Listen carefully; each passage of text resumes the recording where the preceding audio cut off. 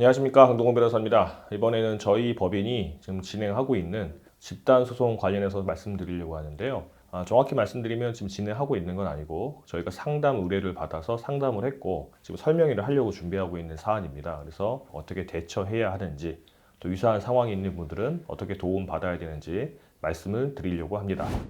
일단 이게 뉴스에도 나온 내용이니까 회사 이름을 말씀을 드리면 주식회사 더 체크라는 회사입니다. 이 회사는 매출 정산 솔루션을 그 핸드폰 어플리케이션을 통해서 제공하는 회사고요. 그거는 다 무료라고 합니다. 그래서 소상공인들이 매출 정산, 카드 매출이라든가 기타 현금 매출 등등등 세무 문제도 있고 해서 본인이 해결하기 힘드니까 그런 걸 이제 해결해주는 솔루션을 어플리케이션으로 제공을 하고 무료로 제공을 하고요. 또 거기서 이제 관련 그 가입자가 많이 들어오게 되면 그 가입자들 상대로 식자재를 판다든가 관련 기자재를 이제 도매가로 판다든가 해서 거기서 수익을 내려고 하는 그런 구조라고 합니다. 그런데 문제는 이 어플리케이션이 깔려야지만 이렇게 많이 깔려야지만, 그러니까 가입자가 많아야지만 지금 무료이긴 하지만 나중에 수익이 나는 구조가 이제 현실화가 될 거 아닙니까? 비즈니스 모델이 현실화가 될 텐데, 그러려면 가입자를 많이 이제 끌어들여야 되는데, 이 회사가 어떤 전략을 취했냐면 영업사원들을 통해서 일일이 찾아다니면서 자영업자들에게 가입을 권유를 하고, 이게 무료니까 하시라, 권유로 돈 전혀 들 거 없다,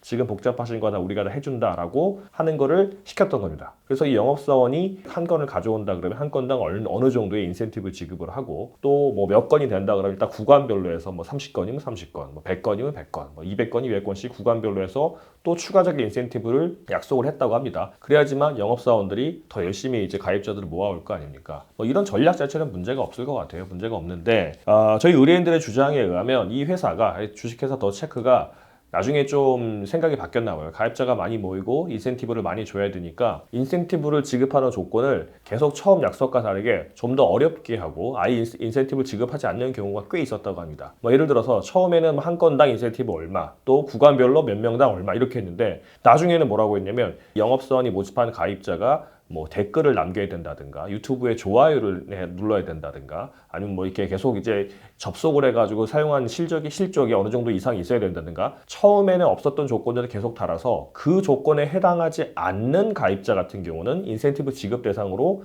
치지 않는 이렇게 이제 했다고 합니다. 더군다나 이제 이 실적을 이제 기준 실적도 주고요. 기준 실적을 달성하지 못한 직원은 퇴근을 시키지 않는다던가 적법한 절차를 거치지 않고 해고를 한다는 등 이 갑질, 부당 노동 행위를 했다고 저희 의뢰인들이 얘기를 했고요. 또 이 외에도 이 회사, 이 주식회사 더 체크의 투자회사로부터 지급받은 투자금 중에 일부만 사용 내역으로 확인이 되고 나머지는 확인이 안 돼서 업무상 횡령도 의심이 된다라고 하는 내용 등을 저희가 의뢰인들한테 이제 상담을 받았습니다. 그래서 의뢰인들이 원하는 거는 미지급 임금을 수령하는 거였거든요. 저희가 보니까 가능할 거는 같습니다. 이게 기본급이 없거나 영업사원들이 기본급이 없거나 아주 적은 상태에서 진행됐기 때문에, 그럼 인센티브를 받는다 그러면 사실상 근로자가 아니고 자영업자 아니냐, 그냥 그 회사 더 체크와 영업사원이 1대1로 계약을 하고 몇 건 가져오면 얼마 준다 하는 이 근로자성이 아니라 그냥 자영업자 비슷하게 계약한 거 아니냐라고 생각할 수도 있지만, 저희가 볼 땐 근로자가 맞는 것 같아요. 대법원 판례상으로